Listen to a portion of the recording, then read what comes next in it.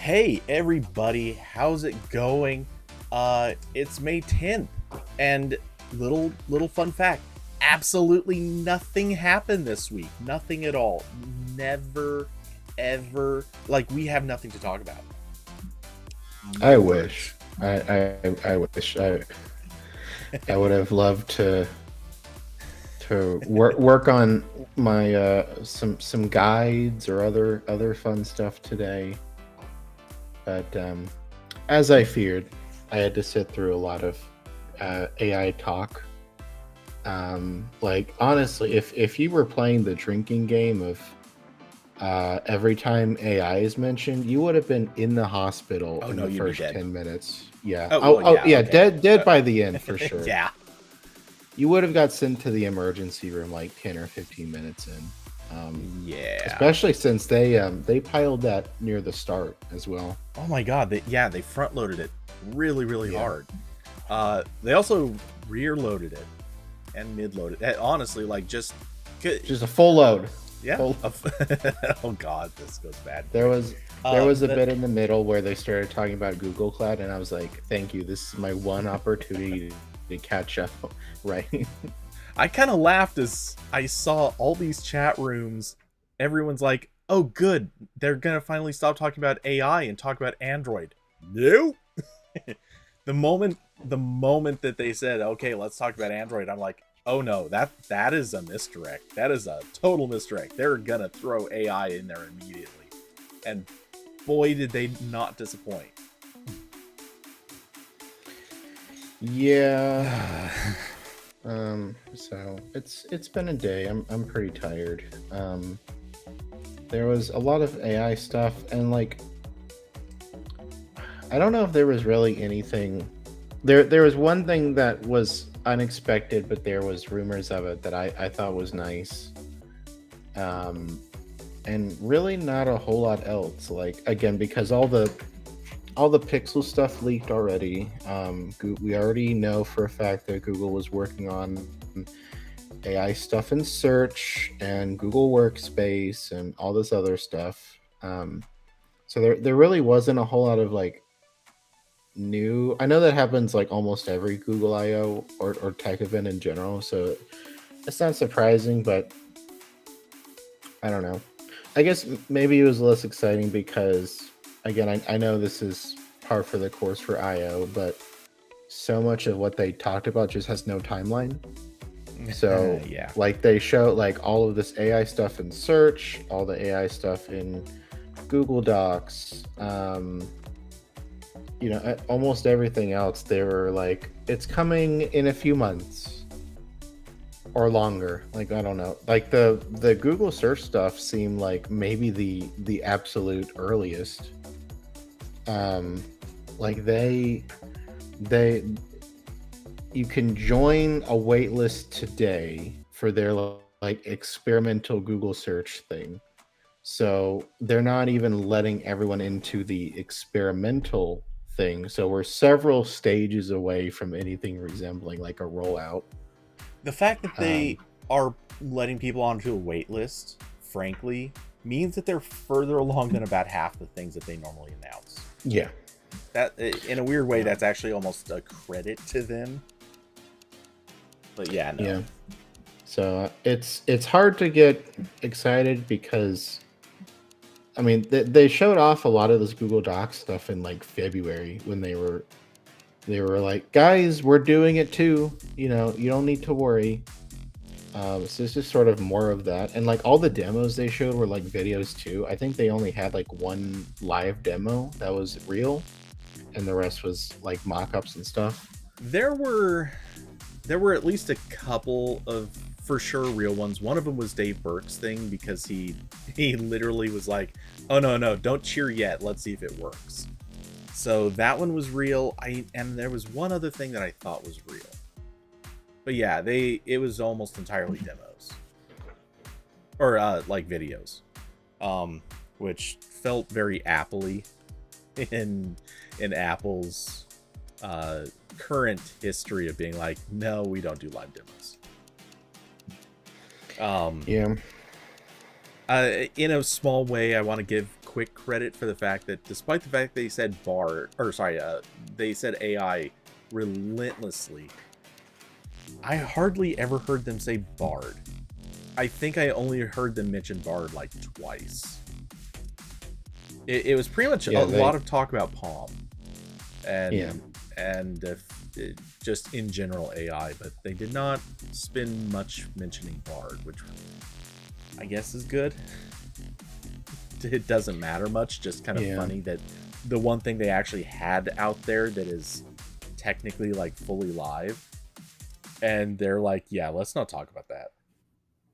Well, they talked about it a fair bit. They just not by name, because they were, it was mostly like, here are the model improvements we're making, but Bard is like a product built on that, so it was like not exactly the same. I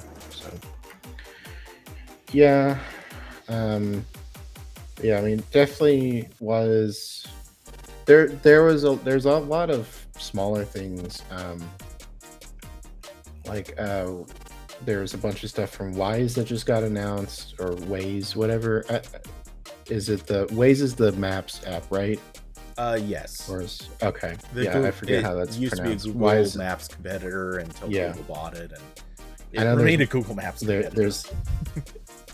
So there's news about that they didn't talk about on stage. There was a whole Android beta that I don't think they mentioned on stage. Oh no, they basically didn't talk about any app stuff. They didn't talk about any service stuff. They barely talked about Android, which feels weird for a Google I/O event. I mean, Kirby said the dev keynote was apparently better. I didn't stick around long enough to watch that. I might watch it later, but I find it not difficult at all to believe that, because this year more than ever, Google I/O, the keynote's purpose was to like calm down investors. Oh yeah. Like it was not for me. It really wasn't for like anyone watching it, honestly. It was purely just, we are working on all this stuff. We have a response to what OpenAI and Google are doing. Don't panic. That was the purpose of this event, which is probably why I'm not quite as excited about it. To be fair, I mean, they did have an actual product announcement. Well, multiple product announcements. So I don't want to completely dismiss it on that basis. And I feel like they knew full well what people were expecting and what people wanted, because they put all the product announcements at the literal tail end. Not that they don't normally do that anyway. I grant that they always save the products for the end, but yeah, it very much felt like this was an on purpose, like, we're gonna hold that stuff back and you guys are going to sit through the entire thing. We want you to listen to our AI speeches until you burst, and then we'll keep going, and finally we'll tell you about the products you came for. Which they also kept those pretty quick. Like, how many minutes did they talk about the 7A? Like, that was short. That was like 2 minutes. Yeah, they blew through the 7A. Like, that was not an important announcement, just going off of time. To be fair, there's not much to say about it. Like, it's basically a 7, but marginally scaled down. Like, that's it. And kind of more expensive. Yeah. So, yeah, they did that, and that was fine. But, yeah, they didn't put a lot of attention on, honestly, any of the products. It felt like they really blew through all of them. Maybe they spent a little too much time on the Fold, but the Pixel tablet, man, that was another one. They definitely talked about it, but it seemed like they really wanted to talk about, oh look, it has magnets and sticks to a base. It's pretty cool because it has magnets and sticks to a base. Oh, by the way, did you know it has magnets and sticks to a base? Yeah. Thanks, guys. We know. We can, honestly, I'll talk about the Pixel tablet first, because I don't really want to talk about the AI things at this moment. Okay. Corbin has been all the correct. Yes. Okay. Yeah, so all the Pixel stuff, the the Pixel the Pixel tablet is so weird. I can't it's just it's a weird little guy. I don't know how else to describe it. But I wouldn't call it that little. yeah, so this is if you know absolutely nothing about this, this is Google's first tablet in several years, since the demise of the Pixel Slate. Rest in peace, of course.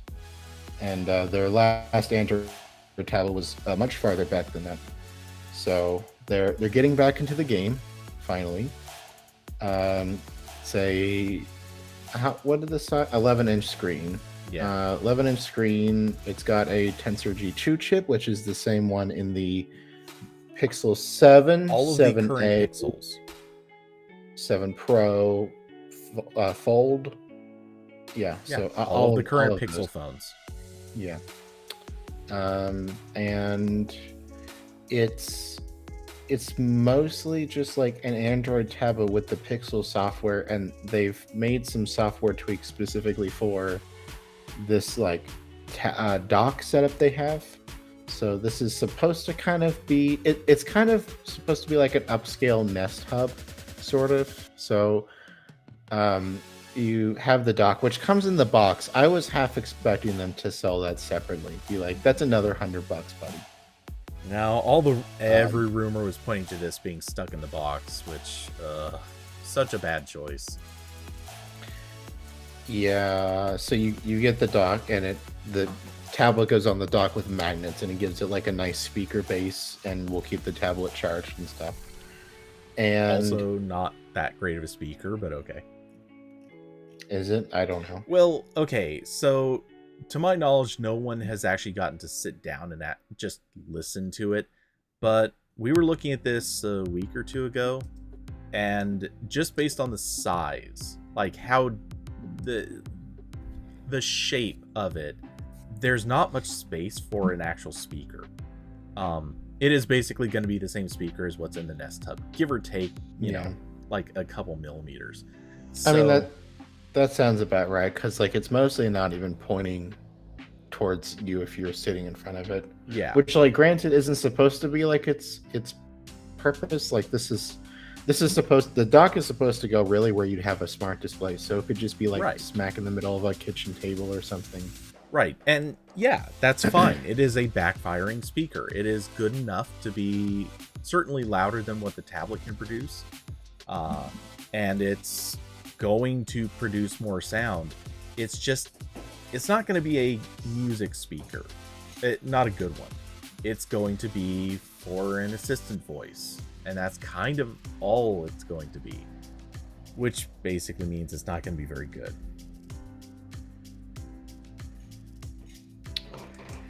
Yeah.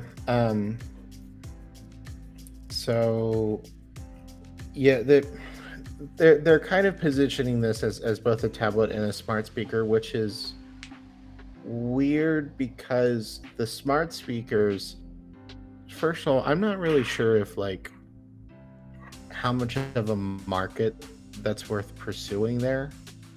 Like, I don't know how many of those people are buying. I don't have a grasp for that. I feel like it wouldn't be that much, but maybe there's somewhere where everyone's buying up Echo Shows and I don't know about it. But I don't know. That kind of seems like just a pretty, like, people are obviously buying them, but I feel like that's kind of in the same zone as like a smartwatch, where it's just like some people really like them, but I don't know how mainstream it is necessarily. But kind of the strength of those and why there was an argument for them compared to tablets is that they were very good at like multi-user, or at least the Google ones were. So you could just have it in your house, and like someone else in your house could ask it questions or control lights. And eventually Google added the features where it would recognize your voice and use the data for your Google account based on your voice, which was really nice.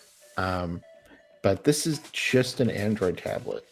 So it's not as good for that multi-user stuff. I did know they showed on the presentation the like account chooser. Like obviously Android does support multiple users, you can switch between them, but it's not built in the same way. Like it's not something you're like quickly switching between like you could with a smart speaker or a smart display. So this is kind of in a weird like in between zone where I feel like it's, if there's any benefits to a smart display, it's not really hitting that.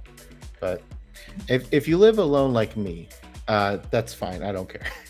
But that seemed like one of the strengths of a smart speaker or a smart display to me, was that it was sort of this like not quite as like personal connected device. But yeah. So the more I think about this, the more I think that they were trying to do two different things. They did them both poorly, and as a result, I think this is going to end up being a loser of a product. So one of the things that I think they were doing, or trying to do, was the same thing that I said for the last, I don't know how long. I keep banging the drum. Like, what I think they should do is come out with basically something that was kind of like the Chromecast with Google TV was to Chromecast. This should have been basically a Nest Hub replacement, but a little bit more expensive to cover the cost of making it an Android tablet. Not a good Android tablet, not like anything high-end, just, you know, a usable, serviceable Nexus 7 replacement, basically. That is what I have argued for ages this should be. The thing is, I think Google's logic here was, we can't let Apple own an entire ecosystem just because it's not going to be great for us. So we need to come out with a tablet that is going to compete directly with an iPad. And I feel like that's what they tried to do. Obviously, anybody out there can recognize why that's not really a good strategy. But yeah, I think that's what they were trying to go for. The problem is, my strategy involves coming out with something that costs about $200, maybe a little more if you really want to go for it. And their strategy means coming out with something that costs $500, or give or take. That's, Yeah. you know, and the problem is they did both ideas. And I don't think they, like, at a bare minimum, pick one and do one, because these are two conflicting ideas. I think the comparison to the use case for the iPad is really interesting, because this is, see, I don't know how to describe it, but like this is very much marketed and sort of designed, but not necessarily in an exclusive way, to be something different than an iPad, which I guess is maybe a good idea in theory, but because like one of the things that's interesting to me is that they're selling this with a dock that turns it into like a media like control center thing, and you're supposed to, you know, when you want to use it as for tablet stuff, you just take it off the dock and you're holding it, you know, using like a normal tablet, and all of that is for like media stuff, like you're watching YouTube, you're streaming something else, you're scrolling through the web, whatever. I don't see a stylus here. I don't see any keyboard accessories. Are they even selling one of those? Like they showed off one case, which is just like a bumper case that has a little like metal thing to prop up the tablet. Yeah, I don't see. Let me go to. I'm on the store. I'll search by tablet. They're selling the bumper case. Spec has the same bumper case. That's, oh my god, Google's bumper case is $80. Wow. Okay. Yeah, they That's funny. They've got screen protectors and nothing else. Okay, yeah. So there's no keyboard, there's no stylus. So this is very clearly like they're not making this for productivity whatsoever, which is something that the iPad is, as far as tablets go, is maybe the best. I don't, depending on what you're doing, you probably want like a Surface or something, but that's a worse tablet. But anyway, um, so it's interesting that Google seems to be leaning into what Android on tablets is probably best for, which is like you're just watching stuff on a bigger screen, and you've got a bigger viewing angle than just your phone. Mhm. So I think it's interesting that it's not being positioned that way at all, which is in contrast to the past 2 times Google has made a tablet. The Pixel Slate and the Pixel C were both like marketed with a keyboard pretty heavily, and this is supposed to just be a media device. It seems like. So, I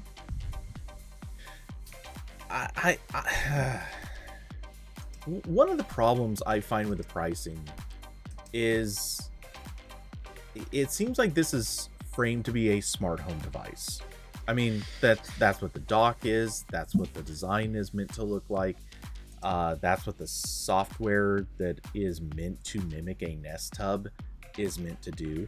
In every way that this thing is being pitched as a smart home device, except that it costs $500. And at the same time, it's obviously a tablet.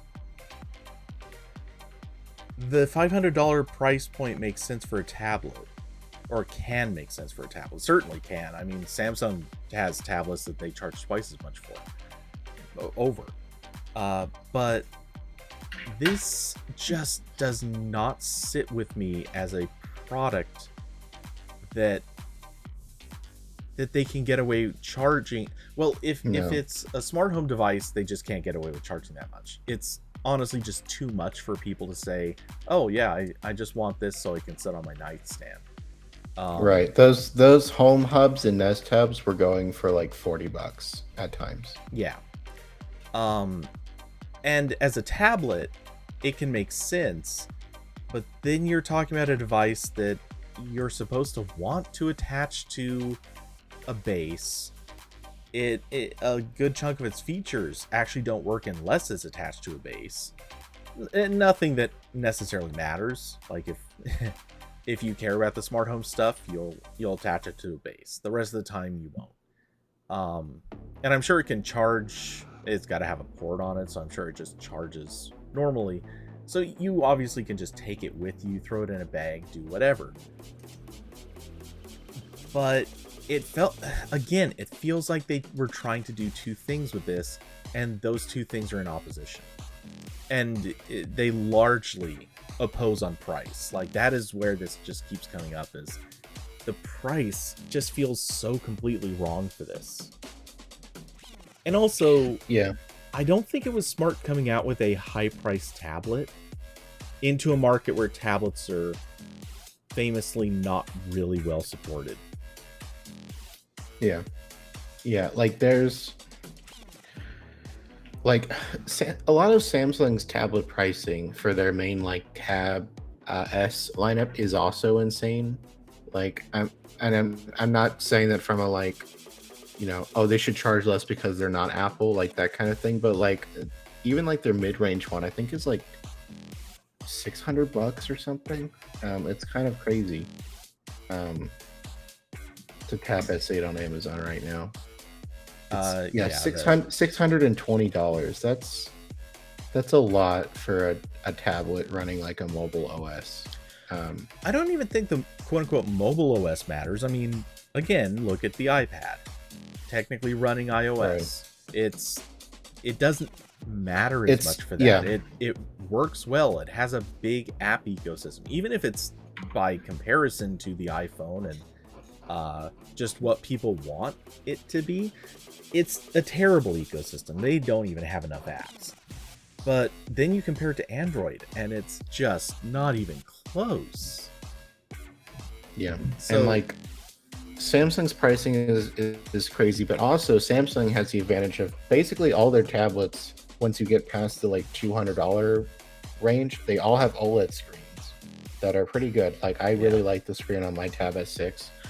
Samsung adds a lot of tablet stuff to Android. I don't think it's still where it should be, obviously, and like they can't like convince the well, they can only convince other companies to make Android tablet apps to an extent. But like Samsung's tried to build decks for years as like a you've got your keyboard, you can have it like have a little like Windows type interface. They've done other stuff like that. You know, most of their tablets have S Pens on them, so you can use a stylus if you want to. And all that is missing on Google's tablet. Um, like I know Google's software is a good alternative to Samsung because Samsung kind of throws everything at the wall and Google's a little bit more focused in what they're building. But like that's a lot of money for something that is not going to be great at stuff that isn't just like doing it's not going to be great at much of anything. That's well, I mean, it'll be fine if you want to watch like movies in bed. You want a tablet where you can just pull up a movie, great, it'll do that. You want to, I guess, control music or use something that just happens to work well with the tablet interface. Yeah, it will do those things just like any other tablet that's anywhere close to that size. The caveat keeps coming back to it's still not going to be as good as an iPad. No, like again, this is $500, and like at least with the Samsung stuff and a lot of other Android tablets or like a Surface or whatever, like you can extend it to make it different things. Like if you buy a Tab S8, it's a lot of money, granted. Like I don't think that's price competitive at all with like just buy a laptop at a certain point, but you can buy the tablet, buy a keyboard for it, get a stylus. A lot of them come with a stylus, but like, and you can turn it into like a proto laptop, and you can do more precise pointer stuff. You can edit photos, whatever. But this is just sort of like fixed as a normal tablet, but it's $500, and I get like it has an LCD screen, which I'm sure is I'm sure Google picked like a perfectly fine LCD panel for this, but like, guys, it's a little late. You're killing me. Like, and again, this is $500. The 10.2-inch iPad, like the 9th gen that Apple has already replaced, but they're still selling it as like a budget option because it's fine. Like it's still a fine iPad. That's like $260 to $80 most of the time. And again, that's the older iPad with like the home button and a lightning port on it. But it's a little over half the price of this. And because it's an iPad, it's fine for media streaming. I think the aspect ratio, what's the screen ratio on this? Is it closer to 16:9? It still kind of looks square. Yeah, it's probably 16:10. Yeah. So the iPad, like the normal iPad, isn't like super amazing for streaming because it's more square, unless you're watching older shows that are 4:3, in which case it's fine. But that cheapest iPad is still an iPad that has keyboards Apple sells and a lot of other companies sell, and you can use an Apple Pencil with it, and like all this other stuff that just does not exist for this. So I don't know who this is for, and I sort of get the angle of selling it more as like a home, like a smart hub media streaming thing, because I think when you don't have a productivity ecosystem as strong as Apple, that might be a smarter play, but I don't. This ain't it. This is not it, Google. I think you need to try again. Yeah. Honestly, if they just made like a new Pixel C, I think that would be a stronger product, because at this point, Android does have more tablet optimized apps than it did 3 or 4 years ago. It's not a lot, but it is a lot better, and they have their own SoC now, and all this other stuff. But so the position I hold on this is, it's not that I don't think this product should exist or that this product should come out. My problem is, I think it should not have been the first thing they decided to run with when they came out with it. I honestly just think the better choice would have been come out with something budget enough that you could kind of saturate the market with it. If people feel like they can buy something kind of low commitment, which, something in the $200 range, it's not free. It's and to plenty of people, it is literally just make another Nexus 7. Yeah. just do, like, you can have your funny speaker hub thing, but like people buy so many Fire tablets, and you don't need to go quite that low. Yeah. But there's, like, I don't know, it would be so easy for me to recommend something that's like a Fire tablet, but let's say like $150-$200 or something that gets like Pixel level software support. Sure, Apple doesn't sell anything for $200. That's like you're buying a used iPad territory, or you're buying a keyboard and trackpad. You're buying input devices that'll get you up to 200 real quick. You're buying a fourth of a wheel. Yeah. The infamous casters on the Mac Pro. Yeah. And Carson said the Apple keyboard and pencil are expensive for that budget iPad. They are, but I think all of them together you could maybe still get for less than $500. And also, Apple's keyboard for that iPad isn't all that good. So you would probably buy one from a different company anyway. That's going to be cheaper. Yeah, I don't think you save that much doing that, but yeah, still. Yeah, and you probably have to buy at least one or two of those things used to get in under 500. But yeah, maybe at least you can get into the ballpark. You're not. I don't like the keyboard Apple made for their current budget iPad, because it doesn't have a touchpad on it, and that's just completely mind-boggling to me. Yeah, that's weird. So I would go with third party anyway because of that reason. But yeah, like if I go to Amazon, 9th gen iPad right now is $270. Let's do iPad 9th gen keyboard. Okay, Logitech sells theirs. Oh, that doesn't have a touchpad either. Come on, guys. Okay, Logitech's keyboard case with a touchpad for this, which is the Logitech combo. That's what I have, but I have it for the Air, is $134. So I'm going to add this up. We've got $270 plus 135. We're at $400. So we just need to get an Apple Pencil for less than $95. Yeah, you can do that. Yeah, first gen Apple Pencil new, which is what the cheapest one uses, is the first gen, is $80. Oh, okay. So yeah, I guess at this stage it would be. Yeah. So still, fundamentally, I can't figure out who this is supposed to appeal to. Also, just in general, like taking overall price out of the equation, the dock needed to not be sold with the tablet as like a mandatory thing. You should have been able to buy the dock separate and the tablet separate, and just they needed to allow people just to say, you know what, no, I know for a fact I do not need the dock. They should Yeah. have done that, because if I'm not in favor of making that kind of the default, but I get it. The thing is, it's kind of doomed to be e-waste.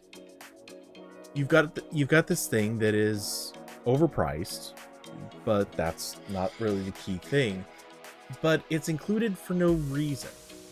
For many people, they will never put their tablet on that dock. They'll never want to. They will have dozens of reasons they don't do it. Anything from they bought a different case that has its own shape and arrangement, and it just might not be compatible. There are going to be people out there that never want to put it into the dock because it's supposed to stay in their bag. It travels with them. There are people who probably are going to just at times take all the stuff off their dock so they could plug in some other power. Whatever the case, I just think that dock is kind of in the way. And it's not that I think that the dock, which is rumored, I guess I haven't checked this since it hit the store, but the dock was, at least at one time, rumored to be $100 in the US. If that is still at all true, that is a I don't think you would get back $100 if you could get this without the dock. But if you even got back 50, that's probably worth it. Yeah, like, if I was buying this for myself, I would not want the dock. I have no use for that. I'd rather buy actual speakers that I can use with anything I own, not just one specific tablet. Mm-hmm. But yeah, this is a perplexing product. I don't. Yeah, and like, this is something I would write about. In like 1,000 words. They don't have the dock in the store. So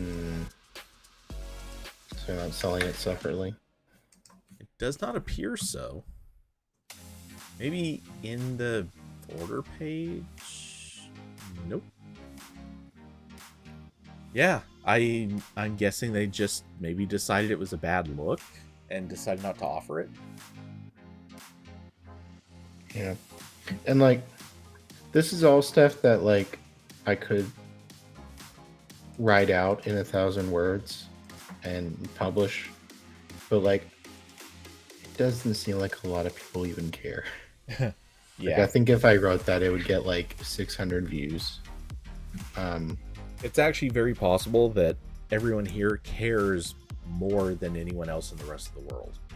Yes, I care because it's weird. Yeah.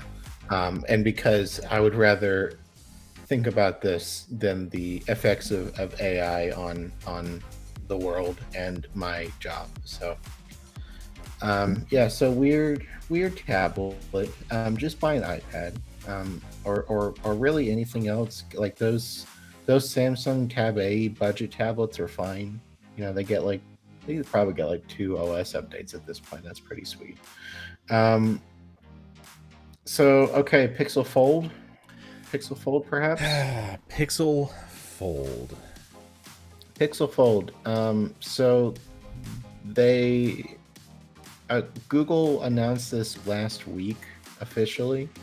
They shared like a render. Yeah, and I would more say they teased it, even though they gave a name and like officially made it clear they were going to launch it.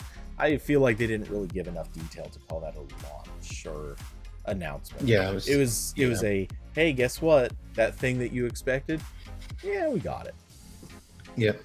Here's something of marginally better quality than all the leaked renders. Yes. But yeah, and it looked pretty. It did. Ooh, Yeah. Again, I guess within reason, because the camera hump is a little much, but it's fine. Yeah. So yeah, Pixel Fold. It's a foldable phone. Same Same basic form factor as the Galaxy Z Fold. Aspect ratio is a little bit different. I think this is supposed to be like shorter but wider, I think, than the Samsung's phone when opened. Um, it's got a 5.8-inch screen on the outside. So hey, all you guys out there looking for a small phone, front display on the Pixel Fold, it's calling your name. And then you open it, it's a 7.6-inch screen, and they did a demo of it, and it's exactly like all the other foldable phones, where there is a definite crease in the middle, and the build quality is dubious. So we'll see how long these survive in the wild. But once they ship. Yeah, and this is $1,800, which I believe is a little bit cheaper than the Z Fold. I think that's $2,000. I think I'm pretty sure it was. I don't know if it still is, but yeah, they don't seem to really lower the prices either. So the Z Fold 3 MSRP was $1,800. So okay, now I can get one for $900. It's on sale for 50% off. That's a lot. Is this a real listing? It might be a weird Amazon third-party seller that's going to give you a Taiwan version. Yeah, so like I guess it's cool. I can't really get excited for anything foldable right now still, because they're priced out of reach for me, number one. And number two, it's still a downgrade in like endurance, build quality, whatever you want to call it, compared to normal smartphones. Like, I have come to really appreciate that I can take my phone out of my pocket when it's pouring rain or some other similar scenario, and I don't really have to worry about what happens to it. Like, it's going to be fine. Maybe it needs to dry out before I can charge it, but that's totally fine, But this is a step backwards still in that regard, and it's pricier. And because this is Google, I'm not really super confident in like hardware repair options. Like, what am I supposed to take my Fold to U-Break iFix when the screen gets like a crease in it, and then pay some amount of money to get it fixed? Like, Samsung isn't even really that good at this, and they have a much larger infrastructure than Google. So like, it's cool, but it's still not something I will buy with my own money. Yeah. I can't help it. I've said this before, so this isn't really a new take, but I can't help but wonder if this was one of those things where they feel like they have to get a product out. If they don't do it now, then they'll just have to eat, they'll have to kind of eat crow later. And so somebody somewhere said, all right, you know what? It's that time. It's the year we're going to do this. Let's just do it now, and then it won't be weird when we do it next year. That's just kind of what it looks like to me. I think they just know that they need to do this if they want to ever compete on foldables, and for whatever reason they decided, sure, let's just do it now. Yeah, I mean, like, this doesn't seem like a bad product in comparison to what exists. Like, they were harping pretty hard on the camera. They said, I don't know if this is true or not, they said it was the best camera system in a foldable. That doesn't seem like a high bar. No, but especially because Samsung is still kind of cheaping out on the cameras in a lot of their foldables because they're trying to bring the price down. Yeah. So, I mean, yeah, like, again, this seems fine. It's just not something I want to buy. Oh, no. But But you did buy all those other things, so that's good. Why don't you talk about all the Google stuff you bought today? Oh yeah, I bought 5 Pixel watches. Yeah. Um, no reason in particular. I thought it was time. Pun intended, I'm sure. Yeah. I mean, I like some of the colors on the things they sell. Yeah. So Not that you were asking, but just to play off the point, I bought nothing today. So, and I'm assuming same for you. yeah, I'm waiting on USB-C iPhone, and I'm also kind of waiting on USB-C AirPods because my Galaxy Buds Live finally kicked the bucket. Like, I guess maybe one of the speakers blew or something. I don't really know, because if I turn it up to 100% volume, it's still not really that loud. So maybe a blown speaker or something. So I can't use those anymore. So I dug out my original AirPods, which do technically work, but the battery life is like 30 minutes. So yeah, so my I really just have these headphones, which I bought these Sony headphones knowing that they would be my main headphones, so that's fine. But I would like something smaller for, like, you know, going on walks or whatever. Yeah. So eventually I'll get something. That's not a priority though. USB-C iPhone would be good. Yeah. I obviously think they need to make one for the numerous reasons we've discussed in the past. But with that said, the only thing I'm really waiting on from Apple right now is a USB-C trackpad, because it's the only thing on my desk that takes lightning, short of that random old iPhone.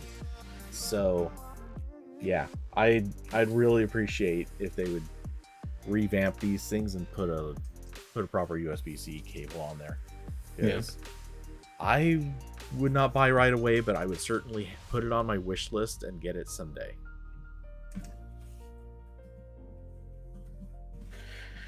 Yeah. So all that's left is the Pixel 7a, which I don't. It's just kind of there. I don't. This is so weird because, like, the A phone used to be the most exciting thing Google was building. I felt like, because, like, budget Android phones were so shitty, and then Google came out with the original Pixel 3, and I was like, wow, this phone's like, I think it was $350. It was like, wow, like it's that, a $350 phone that, like, works well and is getting updates for 3 years. This is great. But then Samsung caught up. Like, now you buy a Galaxy A54, I think is the latest one, and it has like 4 years of OS updates. Yeah. And Google and the A phones have steadily risen in price, partially because they're now using the same chips as the actual flagship phone. So that's understandable to an extent, but now they've sort of just made a Pixel 7 that is slightly worse, and $100 cheaper, but the Pixel 7 is also $500 a lot of the time. So yeah. this doesn't seem like it has a reason to exist, except maybe carriers really want something to sell at MSRP again. I don't know. Yeah, aside from the well, so I don't know that that Google has really done very well with its budget cameras or budget smartphones at all. And not even just like one little detail here or there, but yeah, it seems like they just, I don't know. I'm not sure how to say it, but their budget phones have just kind of been relegated to the not important pile. They're obviously important to customers, but it seems like Google has checked out on it. And obviously, like, well, not everybody, but a lot of people, I think, were really excited when the 6A came out. And it's like, wait a second, we've got Google's chip, kind of. We have all the supposed power and virtues of the Tensor chip, but we don't. But it's coming in at a lower price, and that was a good thing with the Pixel. Well, it never actually happened with any of the Pixels with the Tensor chip, but it seemed like that was the direction they were going to take, and then the prices just kept going up. And yeah, it leaves a weird taste in your mouth on this. Yeah, so kind of a bummer, but also, again, I don't like Samsung being the only option in this ecosystem. Yeah. But those Galaxy A phones are really solid. Like they give anything in that price bracket a run for their money.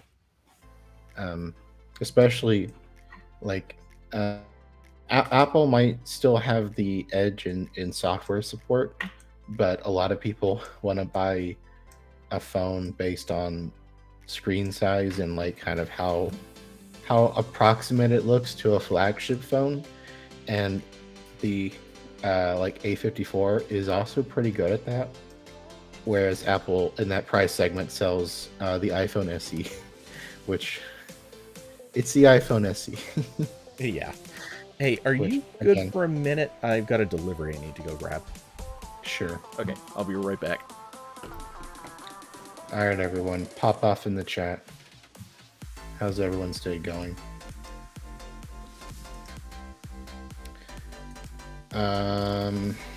What do I talk about next? There was a lot of stuff. Yep. Hello, everyone. It's me.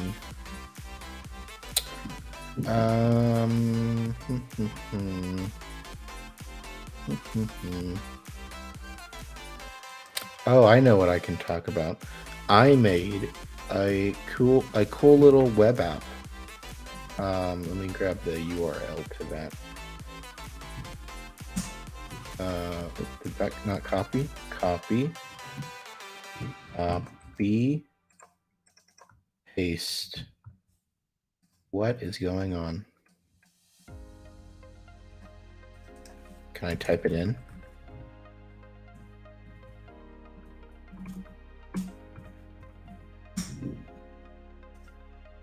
Okay, that worked. So this is a web app I started working on. I started working on a year ago, and then I stopped, and then I went back recently. And this is a web app I made for automatically capturing screenshots of a window or a screen, which I made because I occasionally need that kind of thing for work. Like actually today, when I was writing about Google I/O stuff, it really helps to have like people were doing this at like Android Police before I got there, but it is a good idea of having something repeatedly taking screenshots of the live stream so you can use it as images and articles and stuff. And they would dump that in like a cloud storage folder so other people could quickly get that. And I've been using a Windows utility called Auto Screen Cap for that, which works great, but it's Windows only, and it's missing a couple things that I would personally like. So I could have made, like, you can technically do this in like a bash script or something like that, but I kind of wanted something more than that and also easier for me to do, and something that would be like cross-platform, because I don't know if, like, if I'm doing this for work, I don't know what computer I would have with me necessarily. And it seemed like actually building this as a web app was the easiest and best option, because modern browsers have a lot of screen capture stuff built in now. Like if you go to that web app and you click select captured and you're in like a Chromium browser, you can choose your entire screen, a window, or a browser tab. And like there's a nice like picker thing that the browser just has that I can use for free. And now there's APIs for file access. You can actually pick a folder and it can write to that folder as long as it's not like something critical to your system, like your desktop or downloads, like root directory. So putting those two things together, I can actually make what I want. And it was like 80 lines of JavaScript to do this. And I've built a couple more things on top of that already. It's still very alpha, like it doesn't have an icon yet. It doesn't have offline support. You can't like install it yet. I need to add the web manifest for that to work. But yeah, so I'm building this in the hopes that I'll be able to use it maybe for WWDC. But also maybe other people could use it. Like there's a couple other things I think would be nice to have. I'm trying to figure out maybe what the best way for automatically cropping an image would be. Like if I'm recording a live stream on my computer that isn't 16:9, like can I crop the black bars? I'm trying to figure out what the best option for that is.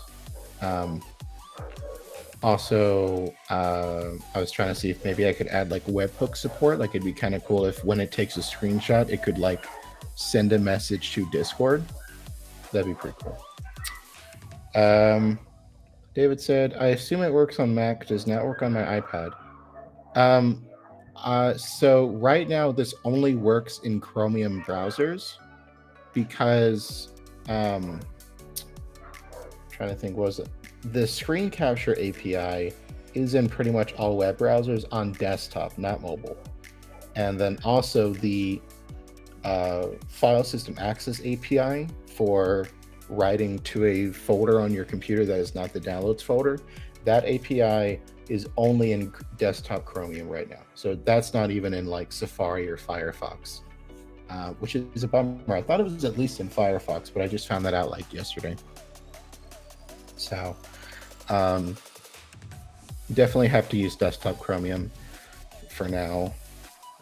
There's not really a workaround for the screen capture stuff. That's kind of just up to the web browser. I know there's like a polyfill I can add that like adds that to slightly older versions of the web browsers, but I don't think it like will magically add it to other. It's definitely not on mobile at all, as far as I know. And then also, the file API is pretty limited. Hello. How's it going?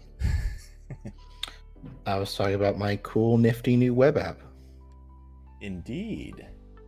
The Snappy app. The Snappy app. I was really bummed Snappy.app was taken. Also, pretty much every variant of that. I sat on hover for like 30 minutes trying to find available domains. It's weird. I've actually had fairly good luck over the years finding domains for things that I want. The problem is,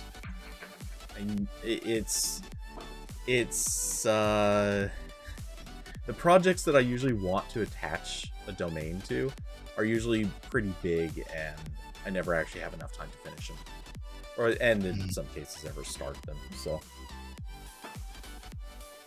Yeah, Diablo said, I like their website domains and app. There's a lot of fun ones now. Fun is a none word. Of them, yeah. Well, Cody, you don't like .business? I didn't even like .biz when that was the only one. .biz, what the hell? I'm still upset that other people have Corbin.com and Corb.in. Another Corbin has Corb.in, so at least it's a fellow Corbin and not someone squatting on it or something. Corbin.com, last I checked, is like a motorcycle company, so that's a little disappointing. David said .co. I think I had Corbin.co. I don't remember. I had something before Corbin.I. Oh, it was Corbin.cc I had. And then someone let Corbin.io lapse, so I bought that. But yeah, can't get Corbin.com, sadly. Huh. Okay. So, yeah. Anyway, all of the products that Google announced today, none of them strike me as these are things anyone's gonna, or they don't strike me as things that are gonna be big hits. The phone is a bit too expensive for something that's basically just a ranked down version of the phone they came out with 6 months ago. Well, a little more than that.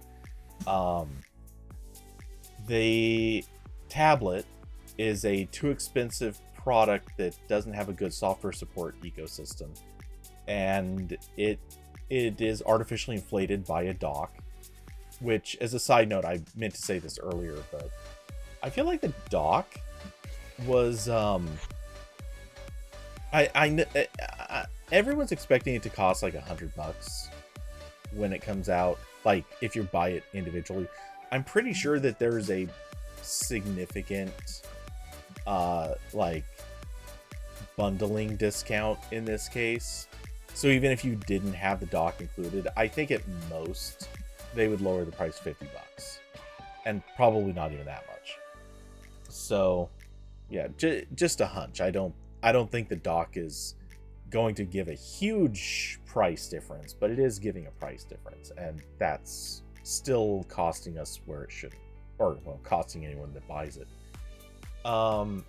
Let's see, they came out with the folding phone, which, congrats, I guess. It seems like a nice-ish folding phone, but it's still a folding phone. It's expensive. It's lacking features that a lot of people seem to think Samsung did well and Google isn't going to implement, so presumably it's a worse version of something that Samsung already did.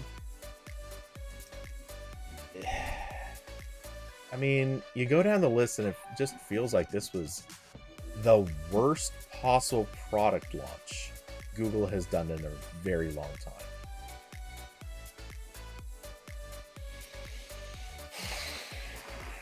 Am I wrong? Maybe. I don't know. The only thing that they needed to do, and I think would have saved them, is if they had launched actual trackers. If they had launched Bluetooth trackers, everyone would be like, oh, well, we're not going to get any of the expensive stuff, but sign me up for a few of those $20 trackers. Yeah, I mean, I guess none of these things, like even the Pixel tablet, they don't seem like bad products necessarily. They're just not doing anything new. Like they're kind of just the 7A is it's just the 7, but slightly worse. The Pixel Fold seems like exactly what everyone expected, which I don't personally care about, but I know there are other people who really want them, and I hope they find happiness in their purchase. Yeah. Well, and the Pixel tablet is, I mean, they like half announced the Pixel tablet last year. Yeah. So that was a full year ago. That was yeah. Yeah, it's been a full year, and bear in mind, you still can't buy it. As of today, you still cannot buy it. You can give them money, and they'll promise to give it to you later, but you cannot actually buy a thing after it's been announced for a year. Kind of. And I know that this is a narrow, temporary thing, but yeah, you know, they've maybe sat on this a little too long. Also, what took a year for them to design? Remember, they had the whole thing of like they told everyone just up front, like, it's not going to come out this year, so don't get too excited for it. And they said that last year. I mean, I think most people, and even I was one of them, thought, oh, well, okay, then they're going to come out with it in like February or something. Nah, 3 months later, they're like, oh yeah, we've got it right here. Ain't it cool? Oh yeah, you still can't buy it. No. Hold on. It's going to be like 6 more weeks. Yeah. They just really drug that out for a tablet with nothing that unique. Yeah. So there was, I guess we can also talk about Android 14. Just gonna What's find that. new? HDR. I'm not kidding.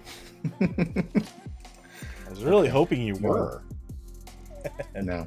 Really? I'm trying to find. Why is my Okay? Ultra HDR for images. Android adds support. What are you saying? Trying to figure out why my computer won't copy and paste right now. Well, I pasted the link into chat. Okay. So. Thank you.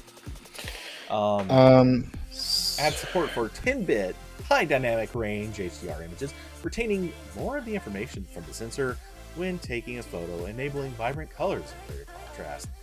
The Ultra HDR format Android uses is fully backwards compatible with JPEG, allowing apps to seamlessly interoperate with HDR images, displaying them in standard dynamic range as needed.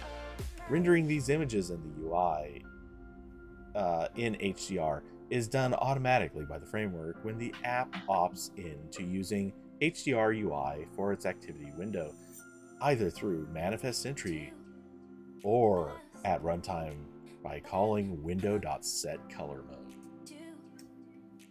Apple's in shambles.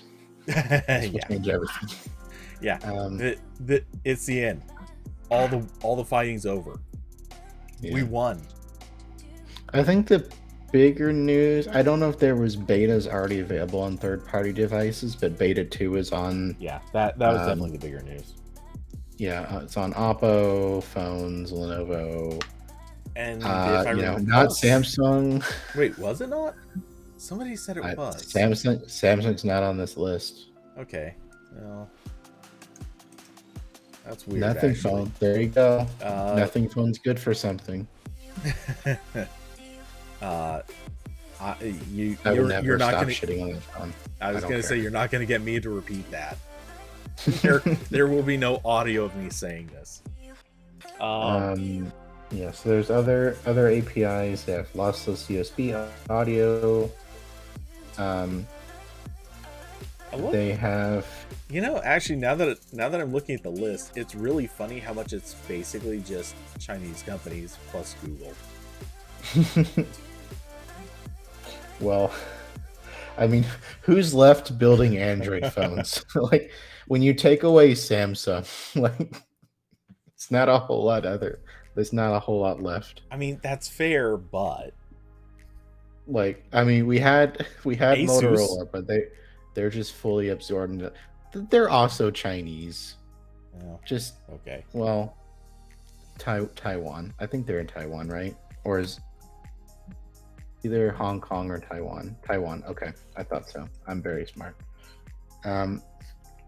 So yeah, it's kind of interesting. Usually at I/O we get the beta that's supposed to have all the exciting features, changes, so to speak. Yeah, but there's just been like a very slow trickle of that over this beta and the last one, and even those together wouldn't be like a good beta like 3 or 4 years ago at I/O.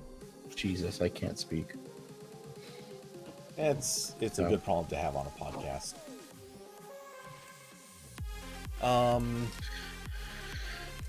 Yeah, I could be wrong, but I think we looked over some of this stuff when Android 14 was previously announced, because I think a lot of this was already kind of part of it, but maybe things weren't turned on, or maybe they just announced things were going to be there and stuff wasn't really there in the first release. I'm not really sure. Anyway. Yeah, and Beta 1 had a different share sheet, and again, like, also a lot of this is stuff that like it is in various stages of development for like Play services, so it's not like strictly something that needs the latest OS, but Yeah, I mean, it's shaping up to be another pretty boring Android update, and that's probably fine. I don't need my phone to change every year. Just you know, keep me from getting hacked through my phone if possible. You heard it here first, ladies and gentlemen. Today was boring. Nothing happened. But no, it's kind of true. I just skimmed back over the list, and it's certainly possible I skipped over something or didn't interpret something the right way. But yeah, this is looking like a list that has bug fixes and little things that like really matter to a very narrow group of apps. But outside of that, probably not going to be a big game changer. Support for Ultra HDR might be a game changer someday, and the other camera extensions might be a game changer for something someday, or someone might figure out a clever way to use them. Who knows? But yeah, this isn't the super crazy big release everyone obviously wants. Yep. So I don't know. Was there anything else besides AI? I don't really care. We covered the tracker network, kind of.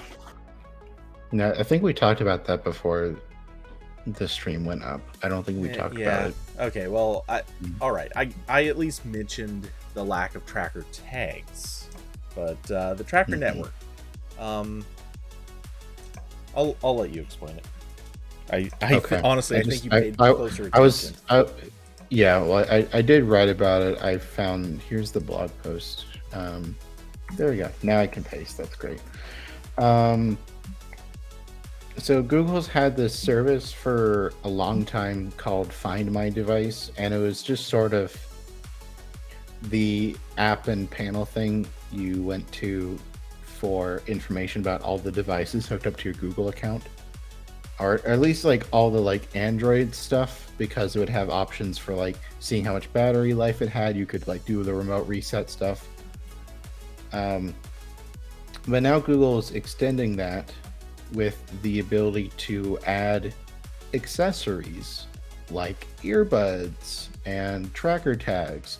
And with that update comes them adding like a Bluetooth mesh network thing to this Find My Device feature, which is something I was waiting a really long time for Google to try, and I'm glad they finally did it, but it did take a while, and the specifics still aren't super clear. Like this update, they kind of just talk about like, yeah, all the Android phones are mesh nodes now, and there'll be some accessories that work with this. There's not a whole lot of details about like what the criteria is for like what can appear in this network. Like, is there some hardware requirement or like firm thing that'll mean like some tile trackers, for example, don't use this? How does this interact with companies who have their own tracking network? Like how can this plug into like what Tile has or what Samsung has? Because Samsung has this now. They have they got tired of waiting for Google, so they have a SmartThings Find network that uses their phones as mesh nodes, and they have this entire ecosystem set up already. And they did say that they try to build this in like a sort of private way. They said location data is end-to-end encrypted, so that's nice.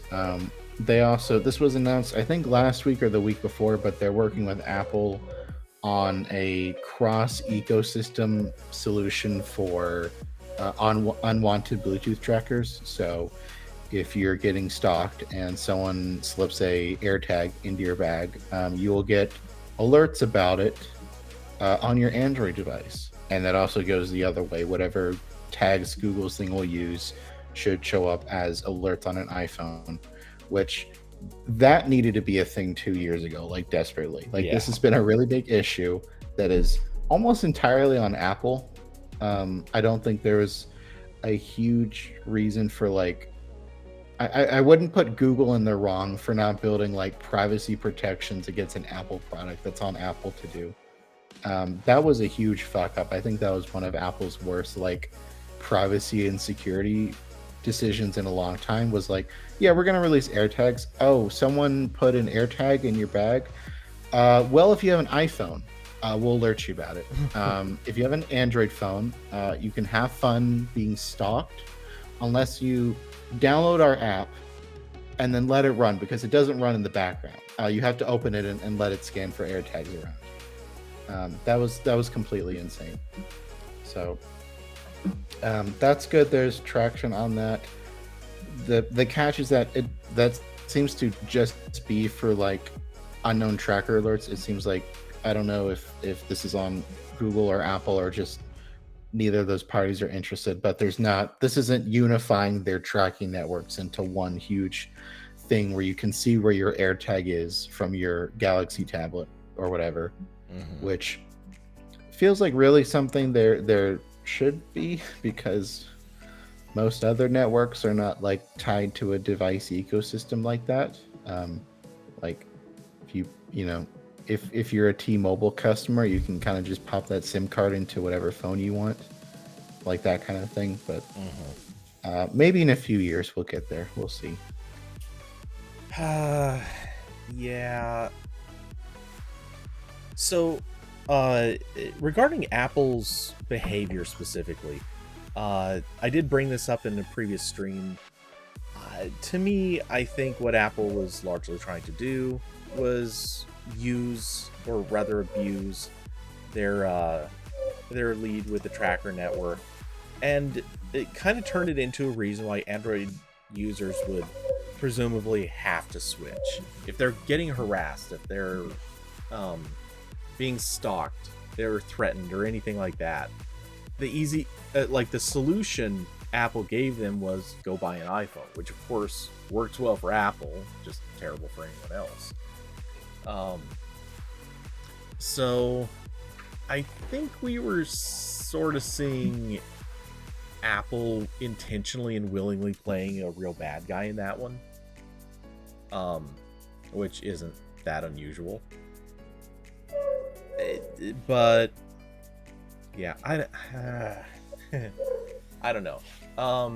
As it stands, the fact that Google hasn't launched its own trackers, launching the network when it launches, because it's not even up yet, but launching the network will be a good touch.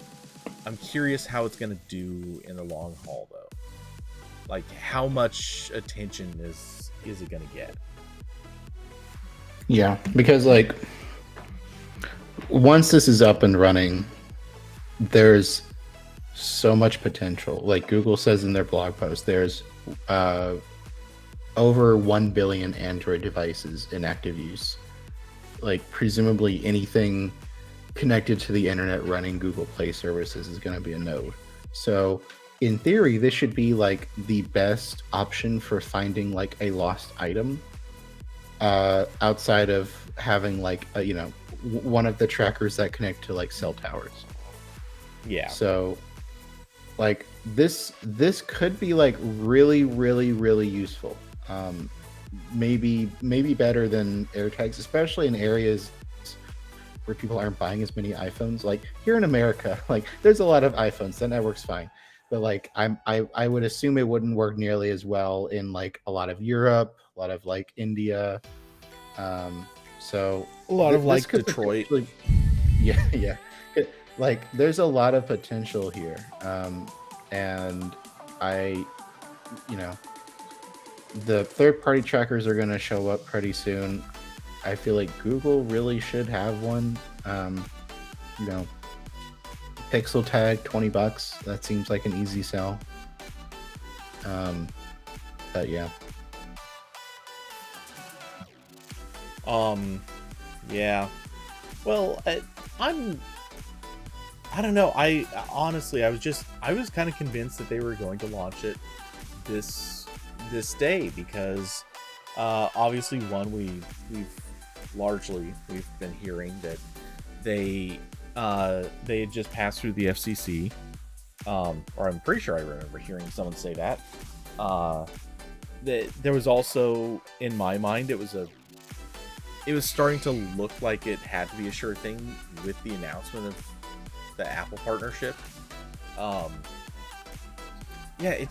It felt like that's what we were heading into, was the trackers might be the, kind of the Steve Jobsian one more thing, or I don't know, something.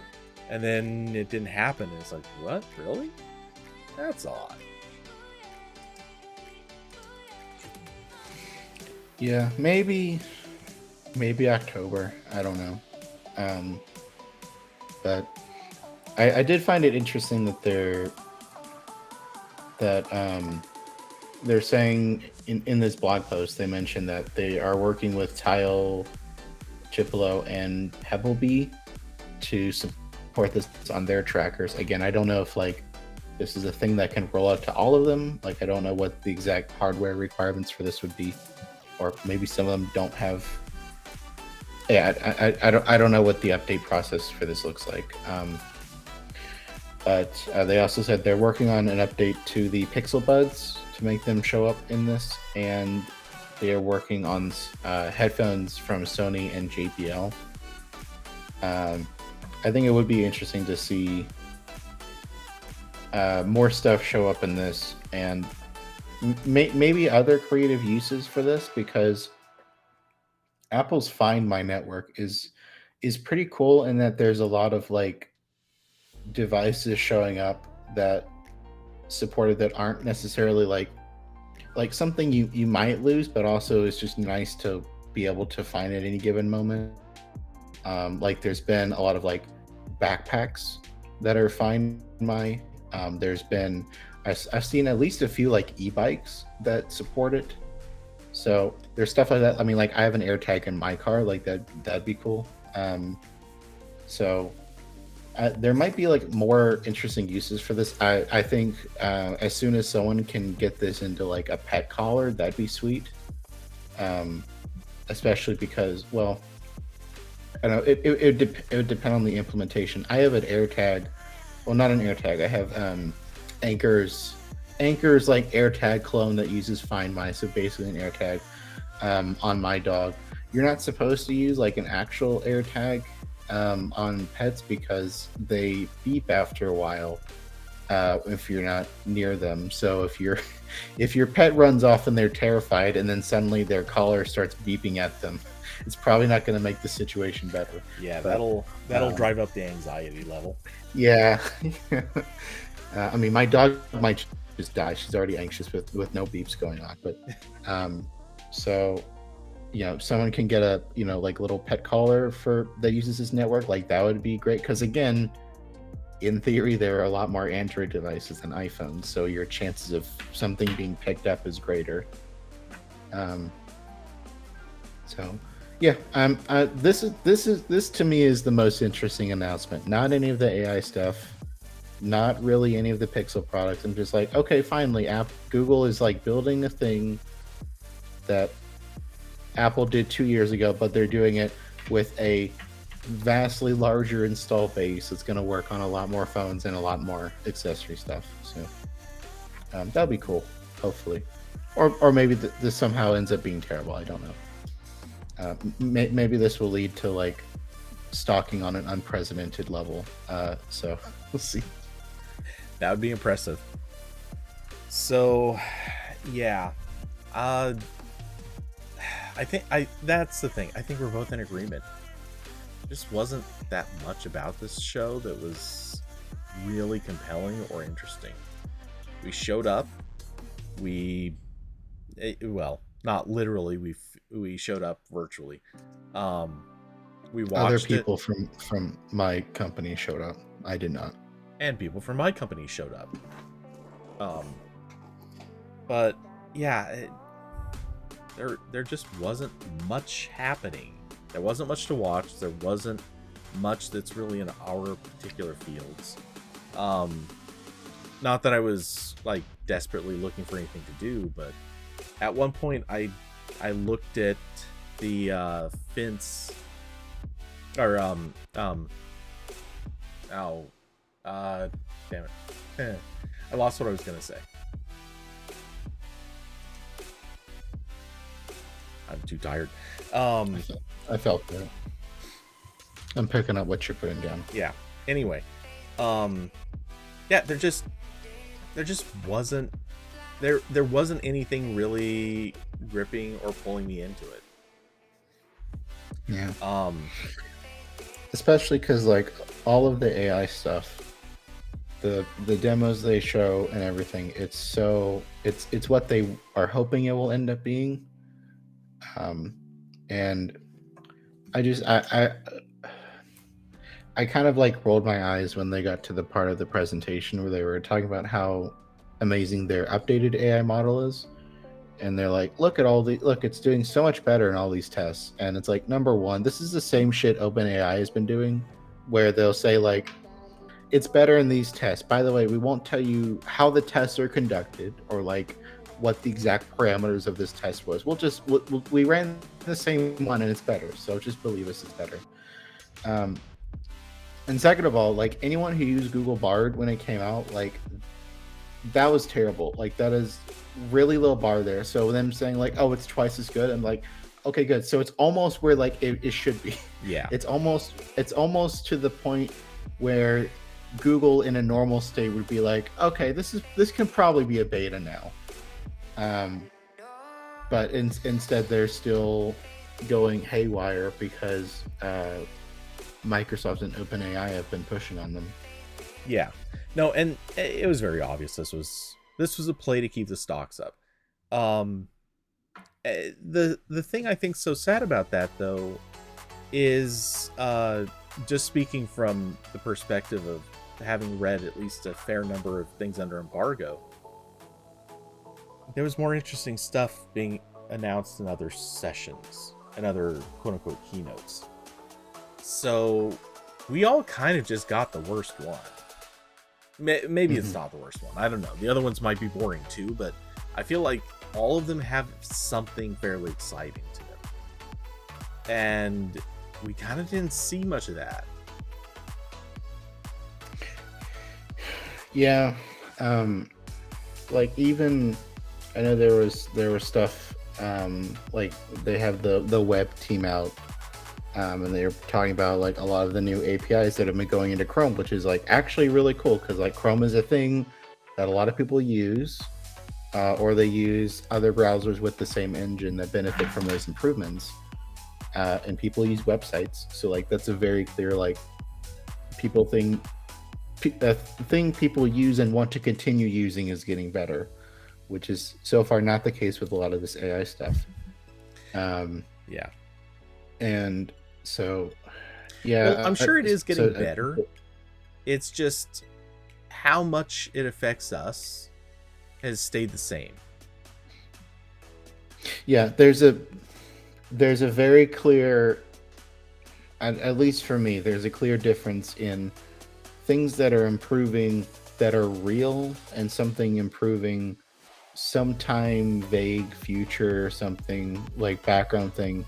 And that's always what the AI part of these Google I/Os was. Like every time Google wheeled out some like chatbot that they were asking questions to, every time it's like, okay, I guess this is cool, but like no clue if this will ever be real. Like to me, you've proven nothing to me other than you can make a cool video. Like I have no way of proving if this is like a real thing or not, how far along you are.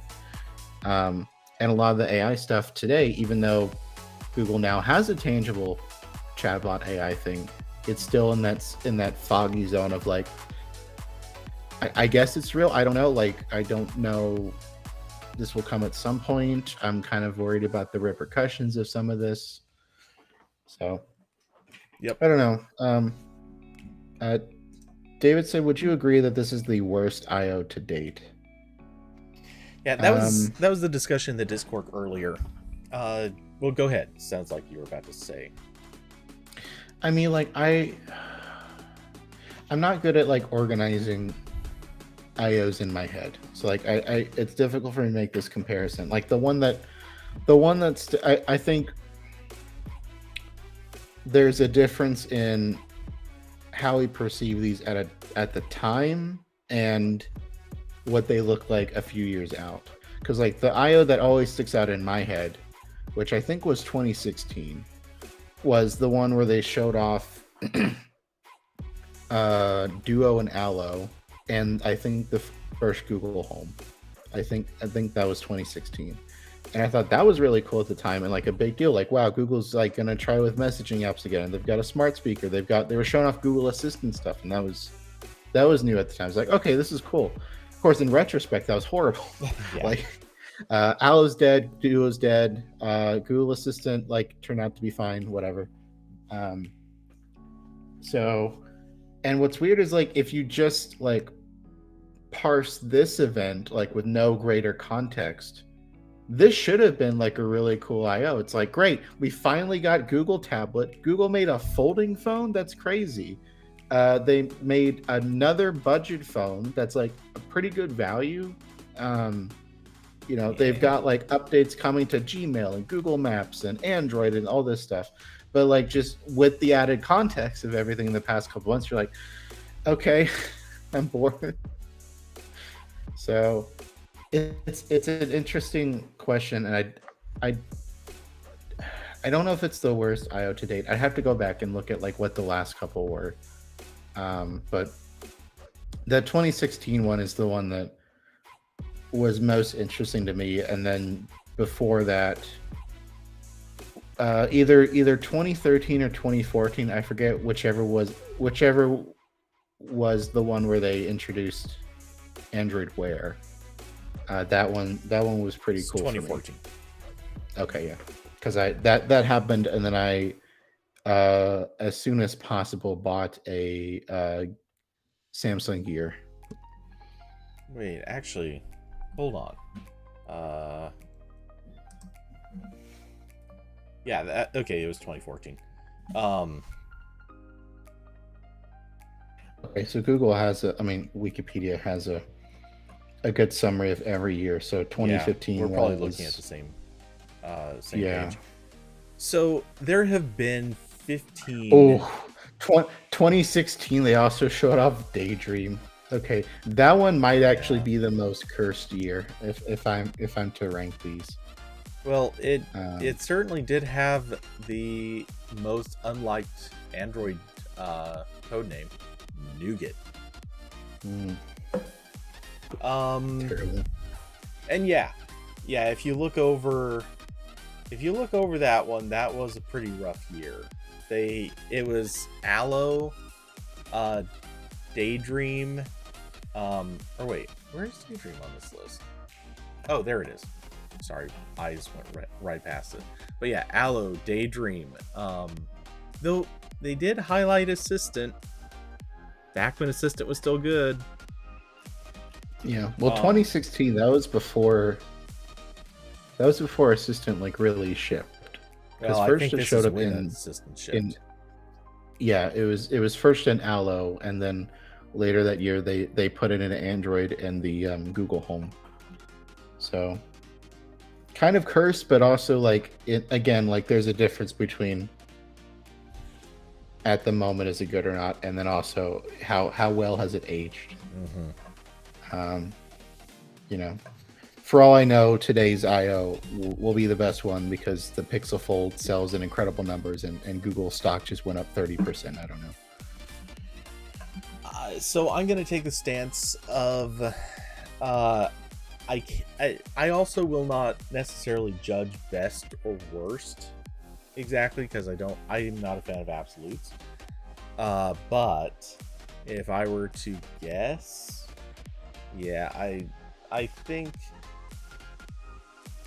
this is close, but at the very least, the Google I/O from a few years ago. It wasn't last year, but it was not more than maybe 5 years ago.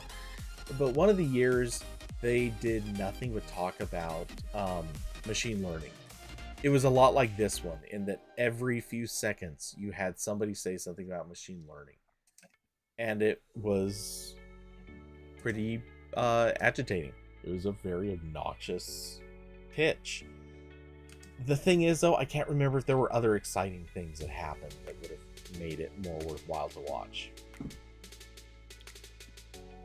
In fairness, it's also not been that long since Apple had an event that everyone came away saying, I don't know that I can watch another one of these. Yeah, it's going to be very interesting to compare this with Dub Dub. Yeah. Because so far Apple has not really played along with the AI hype. And everything's shaping up for Dub Dub to be all about the headset thing. Which we'll see how that goes. I don't know. Yeah. I don't know how that's going to play out. I'm sure whatever they announced, I will not be able to afford. But yeah. Well, so yeah, I agree. They're probably going to be playing pretty heavily into that, though I don't think they're going to be shipping or launching it right away. Again, we'll see, because maybe they will. Maybe they're gearing up for a really big one. But I have a feeling they're also going to at least bring up the Final Cut Pro Logic thing. Excellent segue. Was it? Sure. I didn't see it coming, but and that is the goal of a segue, is to throw off your co-host. Yes, that's fine. We can talk about this, and then I'm gonna go. Yeah, 'cause I'm hungry. I'm hungry and tired. And I am in that order. Okay. Well, I am tired with some tired on the side. So yeah, I think this will be our last topic. But Okay. which, sorry to Austin, because I know he was hoping he would get to sit and listen to this while waiting for the plane. But sorry, bud, you probably are gonna be stuck listening to the replay. Anyway, Go listen to Backlog of Tech Tales. that too. There's plenty of Cody in that. We just released part 9 of Internet Explorer. Listen to the entire Internet Explorer series actually on your plane. It's like 4 hours long now. Yeah, it's hard to go wrong with that. Actually, I was laughing when I looked at the playlist. Is it 4 hours? I think it might be longer. Oh, it should be longer. It's not by a lot. It's 5 hours 36 minutes. And I have not edited the last part yet. So Okay. there you go. There's your free content for the plane. Almost as long as one of my streams. Yeah, exactly. But yeah, anyway, so the hyper quick summary on this one is Apple did the thing people have been expecting for a few years now, which is to bring the pro enough apps, Final Cut Pro and Logic Pro, to the iPad. These are classically macOS only apps. Final Cut Pro, for those that don't know, is for editing video, and Logic Pro is for editing audio. Particularly, it is more focused towards music, though it is useful for just about anything. Each of these is I didn't look through specifically to see like how thorough each of these is, but I got the impression that they are meant to be mostly full featured. I have a funny feeling video probably does not have like a good masking situation, but that's probably a relatively narrow issue. But it looks like they do have effects and plugins and stuff like that. So, well, at least effects. I'm not sure about plugins. But yeah, so this looks certainly interesting. And I've used Final Cut Pro in the past on a Mac. It's really good. Not as good as my favorite, in my opinion, but hey, you know, it is what it is. So, anyway, unlike the Mac versions, these have a monthly subscription fee. Each of them is $4.99 a month, meaning you're going to pay a whopping $60 a year. Well, minus 12 cents and change. So I've done the math for Final Cut. They have a yearly option too. Oh, do they? Oh, I missed that when on the bottom of that press release it says it's $4.99 a month or $49 per year. Oh, okay. And 1 month free trial on that. Yeah, and worth noting, it's giving prices in pounds. Whether or not it will be the same for US prices is unclear, but typically stuff like this usually is the same number of rows. The US prices are at the bottom of that. Are they? Did I send you the same? Yeah, I sent you the link. It says $4.99 US at the bottom. Do you have your region changed or something? Oh, for some reason I was getting UK. Oh, yeah, it's $4.99 US per month, or $49 US per year. Yep. Okay. So, yeah, it's pricey, but it's not ridiculous for what it is. And the way that I come to that conclusion is Final Cut Pro, and come back to Logic in a second. Final Cut Pro is a $300 piece of software. Now, if you are sneaky about it, and it's harder to do these days, you could buy like iTunes credit for as much as 20% off. If you did that, well, you could have gotten Final Cut Pro for as cheap as $240 instead of $300. I personally did that many years ago. But yeah, if you're going to pay, say, $50 a year, then hey, you can get by with 6 years without having paid more. That's pretty good. That's actually a really good time span. And by then, Apple, fairly high likelihood, would have updated the app. And anyone who bought it would have been paying that full price. So the price is good, at least for that. It's less enticing for Logic, because Logic is only a $200 app, and it has the same $5 subscription fee. So how, that equation doesn't blend as well. It's not terrible, but it's not great. Yeah. And also these are kind of weird in that Final Cut, you can start a project on the iPad and export it to your Mac. Logic, you can start a project on either side and export it to the other one and back again. So Logic fully supports its own file format. Final Cut Pro seems to not do this. And also, that synchronization relies on you having the Mac and iPad versions.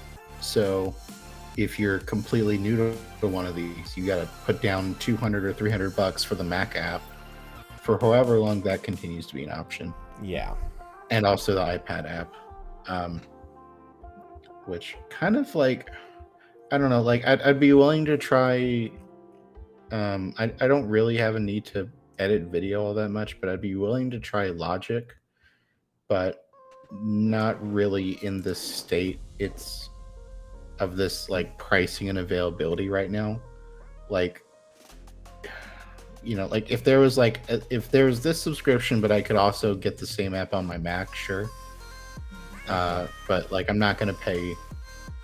I'm not going to pay like $200 for a Mac app and then also a separate subscription for the iPad app that is also not like 100% compatible.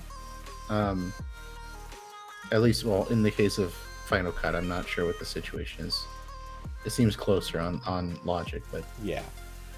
Yeah, so this definitely seems purpose built for like the people who like are mostly only on an iPad, or want to get a head start on a project on the iPad and then move it to their Mac when they're available. But I don't think that's not really how like I would prefer to work most of the time. Like if I'm working on like, I don't know, like not this obviously, but like other work related things. If I'm writing something, if I'm like outlining stuff, if I mean editing audio, whatever. Most of I'm doing that on a computer, and then sometimes there might be like, you know what, I'm gonna go to a coffee shop or something and only take my iPad, and I need to bring that project with me, but just for a short amount of time until I get to a quote unquote real computer.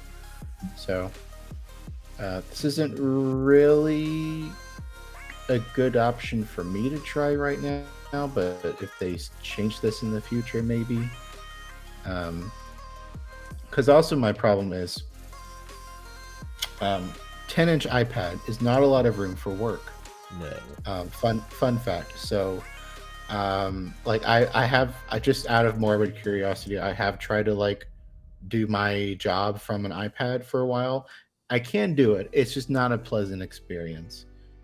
Um, so this really seems probably better on one of the larger iPads. Um, So, um, yeah, okay.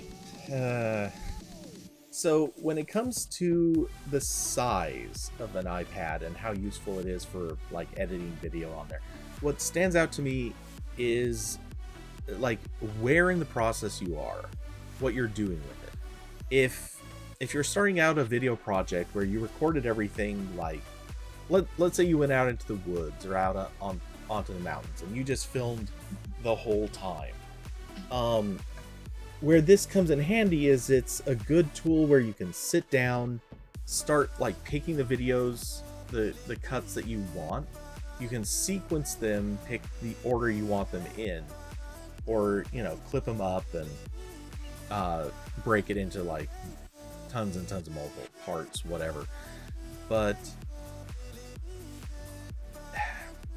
so to me, logically, what they're good for is you're able to start the project, cull some video, sequence it a bit, get it to that like really rough cut stage, because that's what you can easily do on an iPad. That's like swiping and like dragging your finger around on a screen. That's a really good easy workflow for it. It's when you want to get into like nudging something by like a couple of frames, or doing certain effects, any of that stuff, I think you're going to run into a lot of UI issues, and as a result, it would make Final Cut in particular frustrating. And so yeah, you just want to move everything to a Mac once you have that opportunity. yeah, I mean, I really seems kind of weird to do it this way. I guess the logic of this is, if they did this sort of what they did with the more casual apps like iMovie and GarageBand, it would have gone really poorly. Because like if they would have been like, all right guys, here's the new Final Cut and Logic, we made it for the iPad, but it's also on the Mac too, and there's sort of like an implication that maybe this will eventually replace the last version, but it's going to be missing a lot of stuff, and you've got another like iMovie or Lightroom situation forming. But I don't know, like it's kind of weird to do it this way, especially from Apple, where they seem to try to make the same experience on most of their stuff. Again, there's a lot of exceptions to that, but like GarageBand and iMovie are like roughly the same thing on Mac and iPad, because they're worse than the older versions. But Pages, Keynote, all the iCloud stuff.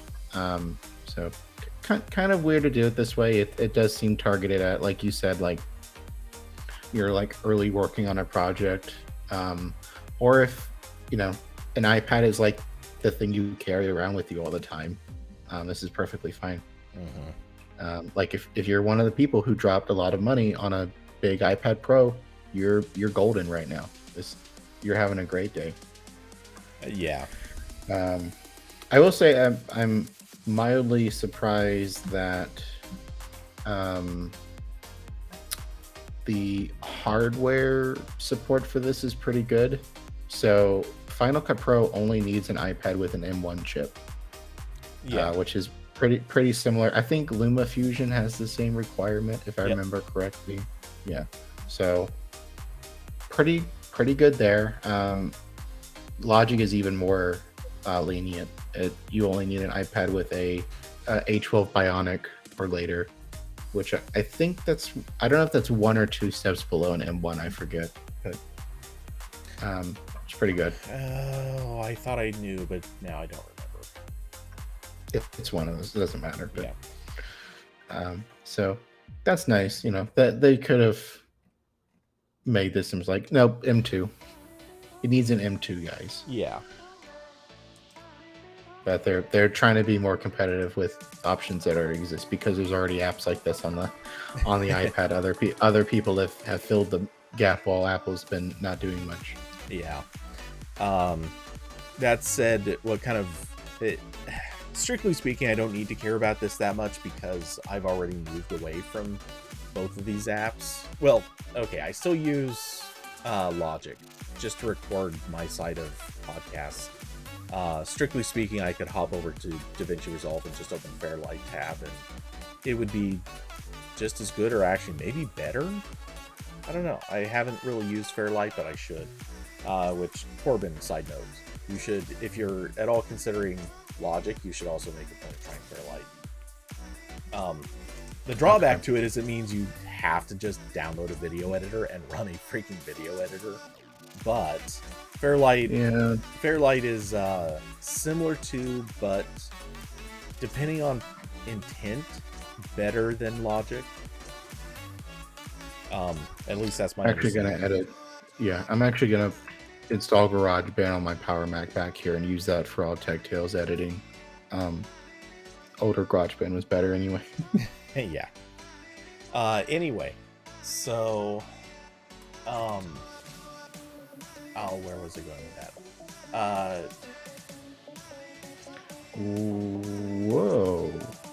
What? Breaking news. Uh-oh.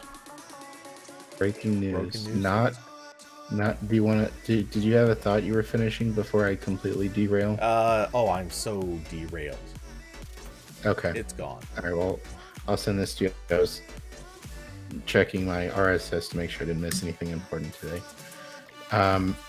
Disney just had their earnings call. Which were not good. They lost like 4 million Disney Plus subscribers, mostly in India, because they lost that India sports deal that everyone was like, yeah, this is terrible for Disney. So yeah, that wasn't great. But they are saying that they will integrate. They said, TechCrunch said, in a significant move by Disney, the company announced Wednesday that U.S. customers are getting a new app that combines Disney Plus and Hulu content. And it also, Disney is raising the price of the Disney Plus ad-free tier later in the year. Yeah. Okay, so first off, I'm just going to briefly call out TechCrunch for a title that somehow is just like, yeah, no, we're not going to mention 400,000 people dropping off the service. No, they're just like, yeah, we combined our apps. That's all. Nothing else happened.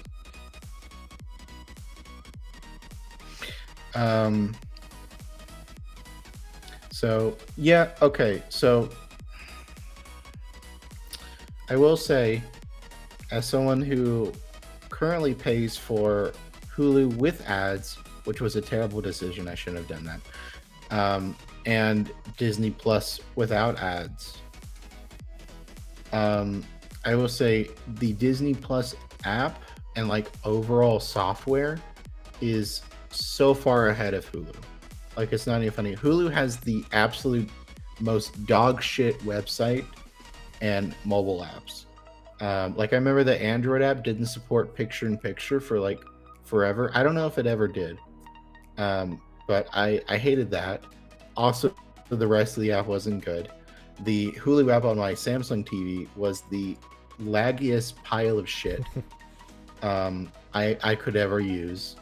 Now it's fine because I'm running Hulu on my Xbox Series X, so it's just sort of powering through their terrible code. The Disney Plus app has always been a lot better for me. Like, it's, you know, it's an entirely, it's based on like the tech stack I think they bought from someone else made it. I want to say it was NBA, or no, it was the baseball people. What's MLB. MLB. I think there was a tech stack that was under an MLB subsidiary, and Disney just completely bought. So whatever they did seemed to work. That app's fine. So if this just ends up with like the Hulu stuff in what is effectively the Disney Plus app, that's great. Might get me to use Hulu more. But yeah. I guess the reason they haven't fully merged yet is because Fox still up. No, it's not Fox. NBC Universal still owns some of Hulu. But so I guess this is the workaround. Like, they can keep Hulu as a separate thing, but they can also dump it into Disney Plus if you pay for that. Yeah. Because also the Hulu app, it's the Hulu plus all the TV stuff, plus all of the like separate packages you can get that adds to like both the TV and the on-demand stuff. So I understand why Hulu is the mess it is, but it's still a mess. Well, anytime you acquire companies the way that Disney does, you're going to have some messes. Hulu, I think. Okay, when you start with something that Fox has had its fingers in, and then you transfer that to Disney, there's this whole like frog jumping straight past the frying pan into the fire and dousing himself with napalm. Like, there's that level of, you're kind of doomed. So yeah, Hulu really got the rough end of the deal. Though, to be fair, I also don't think Hulu was ever good, but that's me. I really liked Hulu like 5 years ago. Back when it was, you would have Netflix and then Hulu had everything Netflix wouldn't pay for. And it was like all was right with the world. And then everyone branched off, and now it's just like it's still a bunch of third-party stuff. Even some stuff from like CBS has Paramount Plus now, but they're still licensing some of their stuff to Hulu because Paramount Plus isn't making a profit still. So Hulu still gets some third-party stuff, but not nearly as much as it used to. So nowadays it's mostly just, I mean, it's back to cable where it's just like another Disney Plus, but targeting a slightly different audience. Yeah. And not even in like a coherent way. Like, you could almost make an argument that Hulu is supposed to be more like the adult one, but then they put The Simpsons on Disney Plus, and they took it off of Hulu. So there's nothing consistent here. It's literally just like cable. We want you to pay for both things.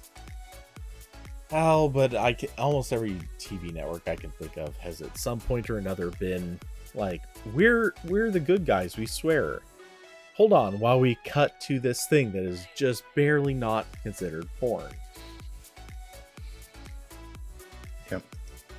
Yeah, so that's interesting. I do hope that does end up with just all of Hulu stuff in Disney Plus app, because that is better. I think inevitably that was always going to happen.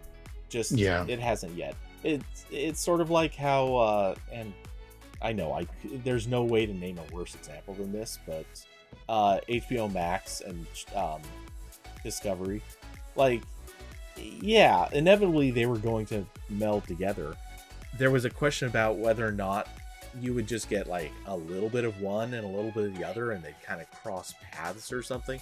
But no, they just decided to meet in the middle ish and fire a bunch of people. Yeah. Because also the way, like, all these systems are already interconnected in a weird way. Like, you have this when you pay for more than one thing, you use the same login for all of them, but it's not in like a single sign-on kind of thing. Like, I'm not logging into Hulu with my Disney. It's just like, oh, my Disney and Hulu accounts for some reason have the same username and password. It's very weird. Yeah, that's a word for it. Yeah. So, yep. Guess I'll go now that I've talked about that.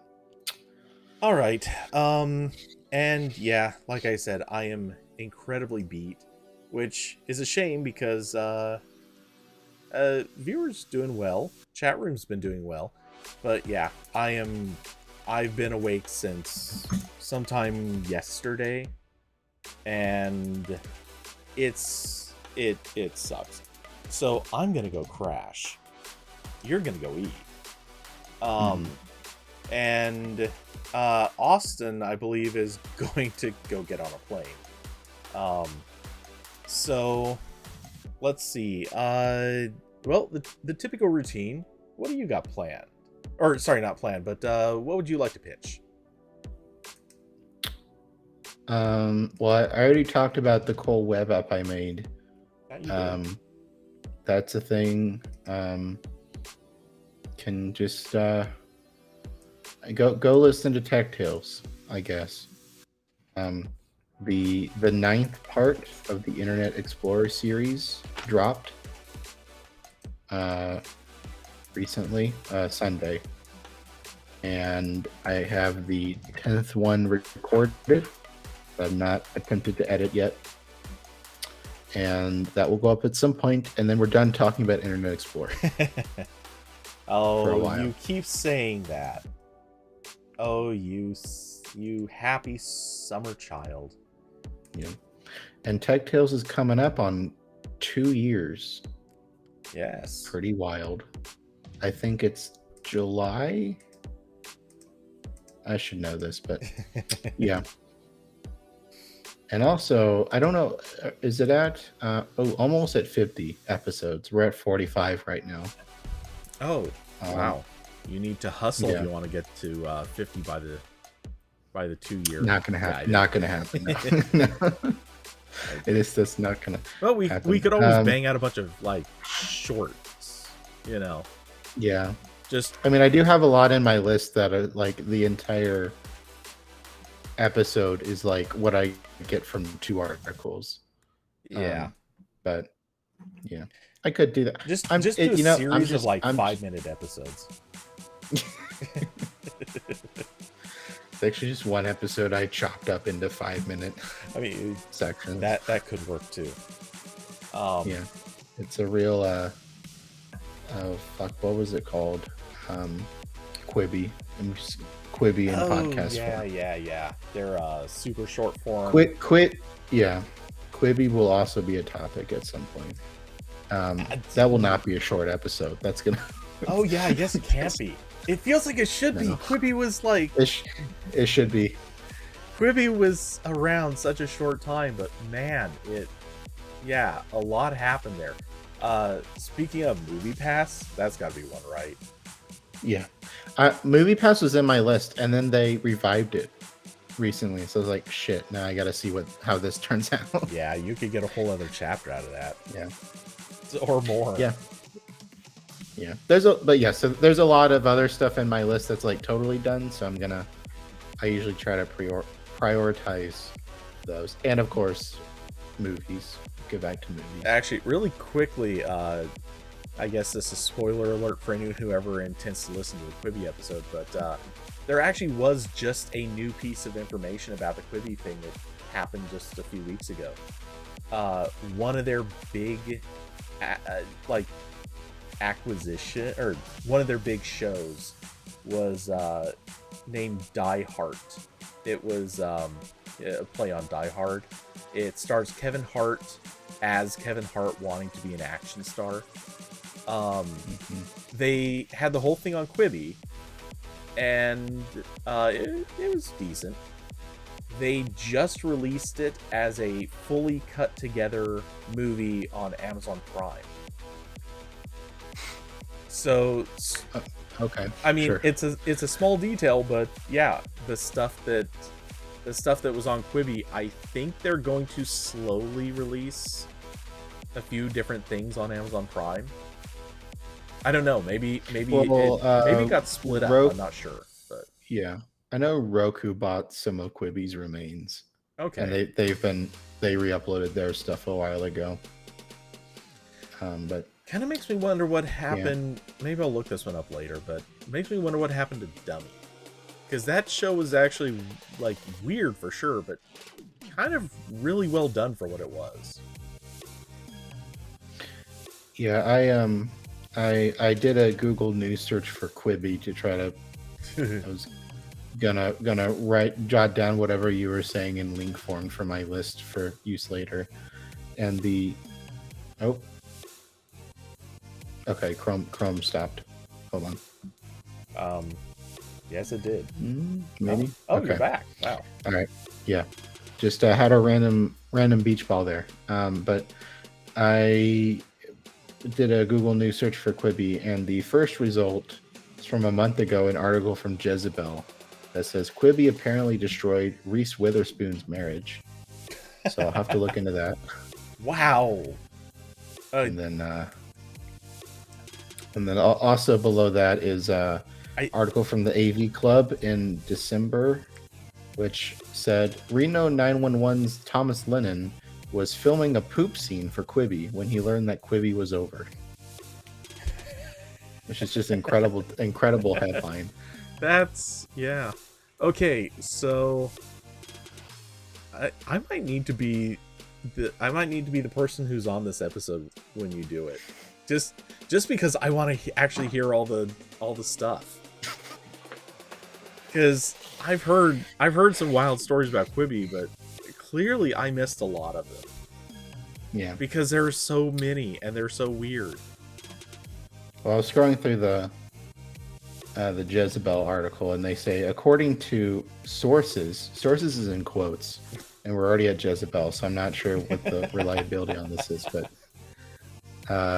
according to other sources, the marriage fell apart as a result of Toth's midlife crisis, which is also what prompted him to join Quibi in the first place. Okay, that's a little light on details, but sure. Yeah, Quibi. That's a fun one. Eventually, I'll do another. Like it's been a while since I had just a flat out disaster. That's always good to have every once in a while. Yeah. Definitely don't want it to be frequent, because then it just gets to the point where I'm just I don't know. It's not fun to do that kind of thing a lot. Just hate on everything, I guess. But Quibi deserves it. No. Quibi deserves it. They do. And I mean, there's been other stuff like that. I have one in my list. I won't spoil it. But there is a crowdfunded project in my list that I saw the drama on was incredible. And when I saw it, I'm also waiting for that to wrap up, because I think they were going to try to ship the product sometime soon. So that's going to be another one that's just going to be like absolute roller coaster of a storm. That is the beauty of what you've been doing, covering, is there's some crazy crap that companies have done. there's interesting stuff, and then there's like the, oh wow, this was a complete disaster. It's from start to amazing someone finish. lived through this. Yeah. Actually, to be fair, I've been on Yeah. 1 or 2 contract jobs like that too. So, And now that Google AMP is dying, it's gonna be perfect for an episode soon. oh, you've been You've dying for that. AMP has been in this list since almost day one. The AMP episode will be 5 hours long. Oh, I think it could go longer. The ranking of Tech Tales episodes by length will be Google AMP, and then very shortly below it, Tron Legacy, and then everything else is a normal episode. That seems fair. Yeah. Yeah. We'll have to get That's into all. that. I put the link in the chat. Go subscribe to Tech Tales, please. It has Cody. Cody's there like half the time. Indeed. And of course, if you would like to support the channel, or Tech Tales for that matter, well, for supporting the channel, there are links down below to Streamlabs, Cash App, and Patreon. Or you can help out a little bit if you sign up to Public and use the link that I've got down there, because then we both get $3 worth of stock, which, fun fact, is how I'm a slight few dollars richer thanks to taking some Google stock. Which I probably need to sell before tomorrow, because holy crap, that's not gonna last. Anyway, and then Corbin has a Patreon. I know he gives an address somewhere. Find it. I think it's patreon.com.